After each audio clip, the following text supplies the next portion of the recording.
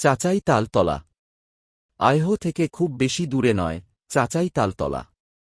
চারপাশে তালগাছ ঘেরা নির্জন সেই জায়গাটা এখন সবার মুখে মুখে। দিনের বেলা লোকজন ভিড় করে ছবি তোলে, ভিডিও বানায়। কিন্তু রাত নামলেই গ্রামবাসীরা ওই রাস্তা এড়িয়ে চলে। লোককথায় শোনা যায়, অনেক বছর আগে তালগাছের নিচে এক ভয়ঙ্কর দুর্ঘটনা ঘটেছিল। মেলা থেকে ফেরার পথে একদল যাত্রী গাড়িসহ উল্টে যায় সেখানে। বলা হয়, তখনকার দিন থেকে মাঝরাতে তাল গাছগুলোর ফাঁক দিয়ে চাপা কান্নার শব্দ ভেসে আসে।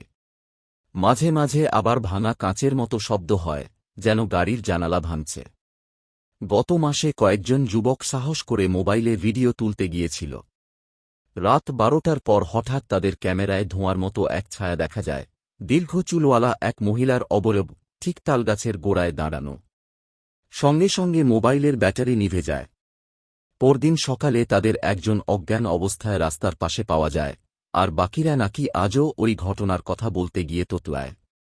আজও যারা গভীর রাতে চাচাই তাল তলার পাশ দিয়ে যায়, তারা বলে, হাওয়ার সঙ্গে তালপাতার খসখসানি নয়, বরং মৃতদের ফিসফিসানি ভেসে আসে। আপনি চাইলে আমি এই গল্পটা আরও সংক্ষিপ্ত ভয়ঙ্কর ভার্সনে লিখে দিতে পারি, অথবা লম্বা সিনেমাটিক বর্ণনায় সাজাতে পারি।